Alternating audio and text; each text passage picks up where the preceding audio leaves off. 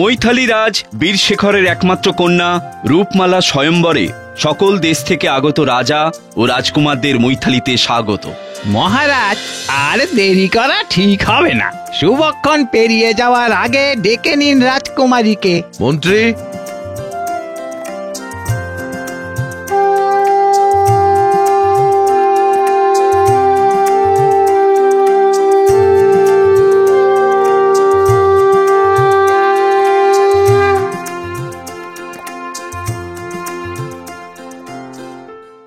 দেশ বিদেশ থেকে এই রথী মহারথীরা এসেছেন তোমাকে দেখতে।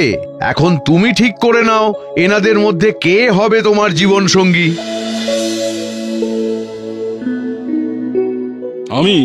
আমি দশাননগড়ের দূরদমনীয় রাজা দারুল সিং। তুমি কেশবপুরে গেছো কখনো? আমি কেশবপুরের রাজা কদু কুমার।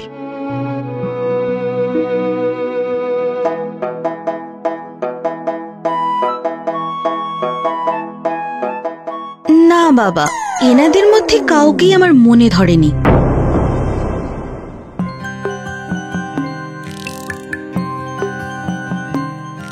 কি দেখছেন বাবা, কোনো সম্ভাবনা আছে? সম্ভাবনা কি রে? এ ছেলের বিয়ে হয়ে বৌমা ঘরে আসার সাথে সাথে তোর ঘরে লক্ষ্মী ফিরে আসবে আবার। কিন্তু কোথায় পাবো বাবা এমন মেয়ে?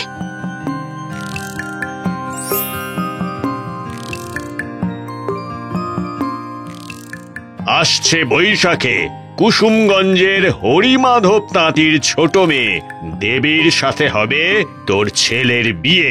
বাবা, আপনি সাক্ষাৎ ভগবান। বাবা, আপনি সাক্ষাৎ ভগবান। সবই প্রজাপতি ব্রহ্মার আশীর্বাদ, আমি তো নিমিত্ত মাত্র। কিরে, বুঝলি কিছু? এখানে দাঁড়িয়ে থাকিস না, আর সাধু বাবার গায়েব হয়ে যাওয়ার আগেই চল এক্ষুনি।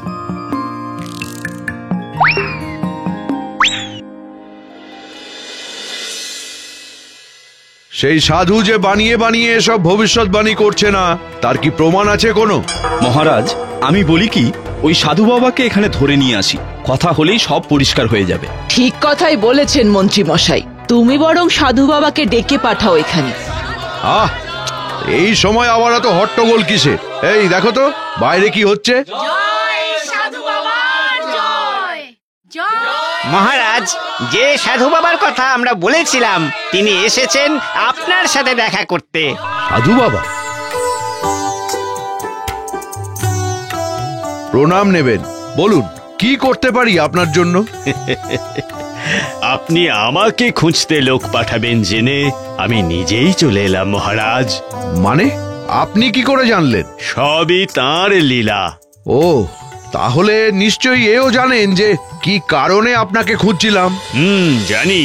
আপনার একমাত্র কন্যা রূপমালার বিবাহ নিয়ে চিন্তিত হয়ে আছেন। হ্যাঁ হ্যাঁ, দীর্ঘদিন ধরে উপযুক্ত পাত্রের সন্ধানে দেশ বিদেশে কত দূত পাঠিয়েছি।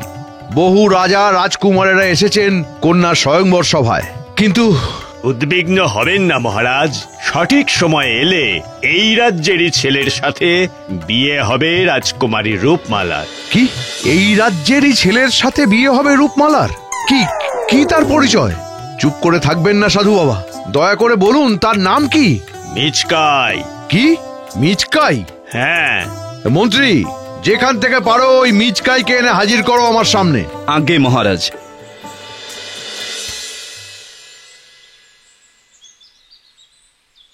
মিচকাইকে চেনেন? রাজামশাই খুঁজছেন তাকে। মিচকাই? মিচকাইয়ের ঘর বাড়ি তো কিছু আছে বলে জানি না। দেখেন গিয়ে, ওই মন্দির তলার ওখানেই তো পড়ে থাকে সারাদিন।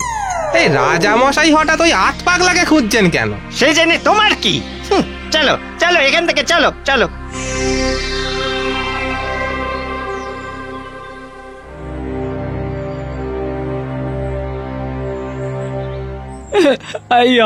আমি কিছু করিনি রাজামশাই, আমি সত্যি বলছি। আমি তো শুধু ওই হরির লুটের বাতাসা আর লঙ্গরখানার খিচুড়ি খেয়ে দিন কাটাই। আপনি বিশ্বাস করুন মহারাজ, আমি কিছু করিনি। কে তুমি? কি নাম তোমার? আগে মিচকাই। তুমি মিচকাই? হ্যাঁ মহারাজ, আসলে ওই আমি ছোট থেকেই খুব দুরন্ত কিনা, কখন এর বাড়ির আচার তো কখন ওর বাড়ির পেয়ারা, এই সমস্ত যা পাই তাই খাই, তাই লোকে আমার নাম দিয়েছে মিচকে, মানে মিচকাই। কি রসিকতা হচ্ছে আমার সাথে? এই চাল চুলোহীন ভবঘুরের সাথে হবে আমার মেয়ের বিয়ে? মহারাজ, মহারাজ, কোথাও আমাদের একটা ভুল হচ্ছে।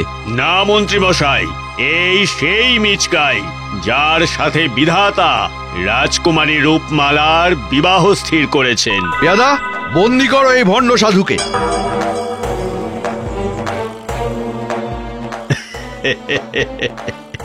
এসবই বিধির বিধান মহারাজ, তাকে খণ্ডানোর ক্ষমতা আপনার নেই। মন্ত্রী, এই মিচকে বদমাইশটাকে গাধার পিঠে চড়িয়ে দেশের বাইরে বার করে দাও। কিন্তু মহারাজ, এসবের কিছুই তো আমি জানি না, আমি সামান্যই এক পথের ভিখিরি, দয়া করে আমাকে ছেড়ে দিন। মন্ত্রী,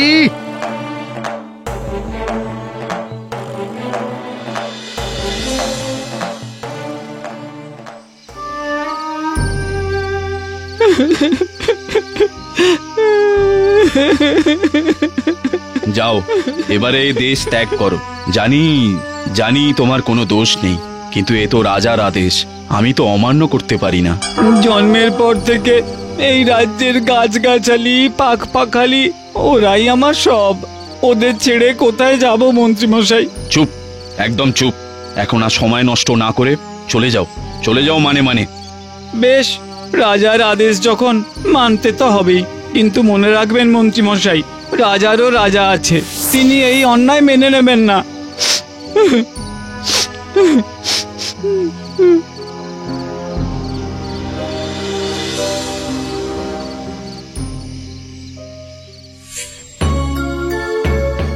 কি আপনার বিধাতা যে পাত্র পাঠিয়েছিল সে তো এখন বনবাসে। মহারাজ, বিধির বিধান খণ্ডানো এত সহজ নয়। শুনুন, আমার মেয়ের বিয়ে আমার পছন্দের ছেলের সাথেই হবে। রাজা বীরশেখর নিজে লিখবে তার বিধির বিধান।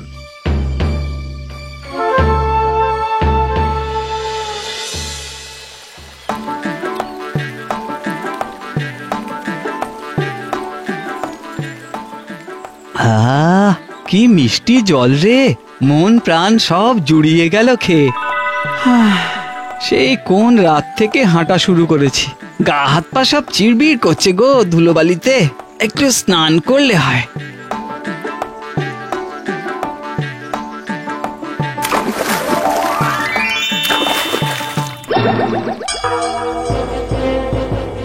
এ কি হলো, এ কি করে হয়?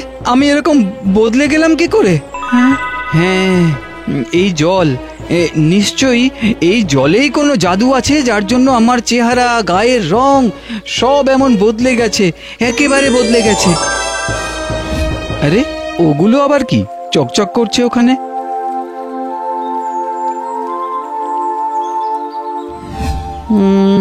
এগুলোকে দেখে তো যেমন তেমন পাথর মনে হচ্ছে না, নিয়ে নি।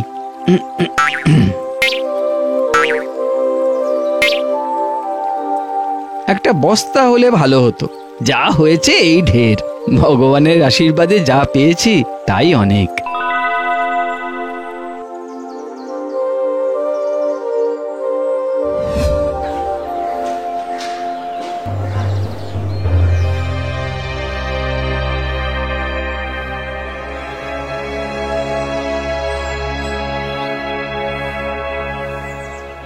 আরে এ তো মুক্ত, একেবারে খাঁটি মুক্ত। তাই কত দাম পাবো এর জন্যে? এর দাম অনেক, অত আমি দিতে পারবো না। ও বেশ, তো তা আপনি যা পারবেন তাই দিলেই হবে। বেশ বেশ বেশ, এই যে 20টা মোহর আছে এতে, নাও। 20টা মোহর? বেশ 50। হ্যাঁ, এর চেয়ে বেশি আমি দিতে পারবো না বাপু। তারপর একটি একটি করে মুক্ত বেচে মিচকাই হলো অগাধ সম্পত্তির মালিক। জমি কিনে চাষের কাজ শুরু করে সে।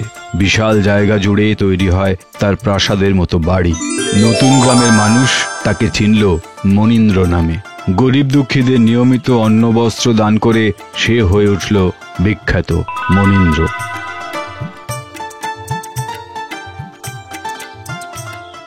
হ্যাঁ মহারাজ, রাজকুমারী যে ছেলের কথা বলছে সে সত্যিই ভারী দয়ালু, অগাধ সম্পত্তির মালিক।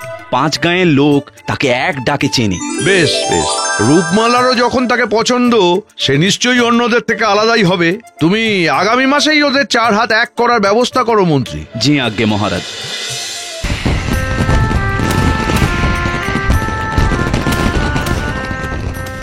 মনে আছে কি বলেছিলেন? দেখুন দেখুন তাকিয়ে, কোথায় আপনার সেই বিধাতার স্থির করা পাত্র? ওনারা তোমায় ঠিক চিনতে পারেননি। তুমি তোমার পরিচয় দাও বৎস। আমি মিচকাই। মিচকাই? কিন্তু তাকে তো... হ্যাঁ, একদিন আপনি এই রাজ্য ছেড়ে চলে যাওয়ার আদেশ দিয়েছিলেন আমাকে, কিন্তু আপনি ভুলে গিয়েছিলেন যে এই দুনিয়ায় যার কেউ নেই তার ওপরওয়ালা আছেন। এসব ও কি বলছে মন্ত্রী? মহারাজ, ও যা বলছে সব সত্যি। আমি যখন বিবাহের কথা বলতে যাই তখনই ও আমাকে ওর পূর্ব পরিচয় জানায়। আপনার অসন্তোষের কথা ভেবে আমিই তা গোপন করেছি। আমি তো বলেইছিলাম মহারাজ, এই বিধির বিধান, মিচকাইয়ের ভাগ্য পরিবর্তন আর রূপমালার সঙ্গে বিবাহ, এই সবই আগে থেকে ঠিক হয়ে আছে। আপনি আমাকে ক্ষমা করে দিন সাধু বাবা, না বুঝে আমি অনেক পাপ করেছি, অনেক। আরে আরে, এও তো বিধির বিধান হে। আয়ুষ্মান ভব।